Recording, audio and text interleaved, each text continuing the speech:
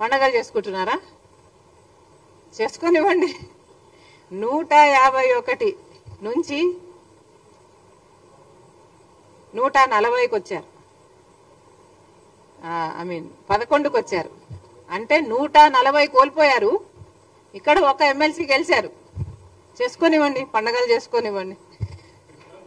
ఇదే బొత్స గారు రాజశేఖర రెడ్డి గారిని అవమానించారు, విజయమ్మ గారిని అసెంబ్లీలో కంటతడ పెట్టించారు. ఇలాంటి వాడు ఎమ్మెల్సీ అయ్యాడని పండగలు చేసుకుంటున్నారా? చేసుకొనివ్వండి, వాళ్ళ విజ్ఞతకే వదిలేద్దాం. I am not aware of the security he has right now. Oh, he has that plus. I do not see the need for additional security then. మేము అలసిపోయాము. ఆ ప్రభుత్వానికి ఈ ప్రభుత్వానికి, రెండు ప్రభుత్వాలకి, అటు జగన్మోహన్ రెడ్డి గారి ప్రభుత్వానికి ఇటు చంద్రబాబు గారి ప్రభుత్వానికి ఇక మేము మా వల్ల కాదు అని వాళ్ళు ఈరోజు అల్టిమేటం ఇవ్వడం జరిగింది. మరి చంద్రబాబు గారిని అడుగుతున్నాం, ఇప్పటికి 2 నెలలు అయింది. మీరు స్వేరింగ్ ఇన్ చేశారు, ముఖ్యమంత్రి అయ్యారు, కూటమి ప్రభుత్వం. మీకు తెలుసు రాష్ట్రానికి ఉన్న ఇబ్బందులన్నీ మీకు తెలుసు. అయినా రాష్ట్ర భవిష్యత్తు నాది బాధ్యత అని మీరు భుజాన వేసుకొని కూటమి ప్రభుత్వం నేను చేయగలను, నాకు 40 ఏళ్ల ఎక్స్పీరియన్స్ ఉంది అని మీరు చెప్పి అధికారంలోకి వచ్చారు. భవిష్యత్తు బాధ్యత నాది అని మీరు చెప్పి అధికారంలోకి వచ్చారు. మరి కూటమి ప్రభుత్వం మీద అయినప్పుడు, ఎన్డీఏ ప్రభుత్వంలో మీరు ఉన్నప్పుడు ఇక్కడున్న మీ ఎంపీలే కాదు, ఆఖరికి వైసీపీ ఎంపీలు కూడా ఎన్డీఏలోనే ఉన్నారు. అందరూ కలిస్తే 25 మంది ఎంపీలు. బీజేపీ పార్టీ మన ఎంపీలను వాడుకుంటుంది. మరి ఇలాంటప్పుడు మనకేం చేస్తున్నారు వాళ్ళు? మనకు కనీసం ఆరోగ్యశ్రీకి కూడా బిల్లులు ఇచ్చుకోలేని స్థితిలో మనం ఉన్నాము. ఉంటే ఎన్డీఏ ప్రభుత్వం ఏం చేస్తుందో చంద్రబాబు గారు, బీజేపీ పార్టీ సమాధానం చెప్పాలి.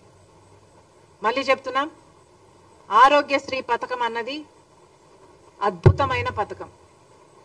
ఎవరు మొదలు పెట్టారు అన్న విషయం పక్కన పెడితే, as a scheme Aarogyasri is an excellent scheme. దేశ విదేశాలలో ఎంతో మంది దీన్ని మళ్ళీ ఎమ్యులేట్ చేయడం జరిగింది. కారణం, ఇది ఎంతో మంది పేద ప్రజలకు ఆసరా ఇచ్చే పథకం కాబట్టి ఈ ఆరోగ్యశ్రీ పథకాన్ని రక్షించాల్సిన బాధ్యత ప్రతి నాయకునికి ఉంది, ఇర్రెస్పెక్టివ్ ఆఫ్ పార్టీస్. ఎవరు అధికారంలోకి వచ్చినా కూడా. నాకైతే ఆశ్చర్యంగా ఉంది, జగన్మోహన్ రెడ్డి గారు సెప్టెంబర్లో బిల్లులు చెల్లించారు, ఆ తర్వాత ఆరోగ్యశ్రీకి బిల్లులే చెల్లించలేదు అని. అసలు ఆరోగ్యశ్రీకే కాదు, ఫీజు రీయింబర్స్మెంట్ కూడా బకాయిలున్నాయి.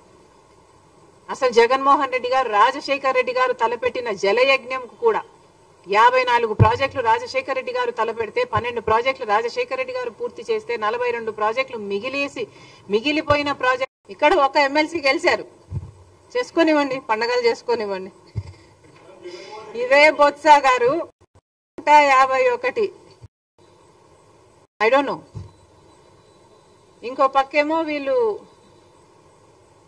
ఏకగ్రీవంగా గెలిచారు. పండగలు చేసుకుంటున్నారా? చేసుకొనివ్వండి. 151 నుంచి 140కి వచ్చారు. 11కి వచ్చారు. అంటే 140 కోల్పోయారు. ఇక్కడ ఒక ఎమ్మెల్సీ గెలిచారు. చేసుకొనివ్వండి, పండగలు చేసుకొనివ్వండి. ఇదే బొత్స గారు రాజశేఖర రెడ్డి గారిని అవమానించారు, విజయమ్మ గారిని అసెంబ్లీలో కంటతడ పెట్టించారు.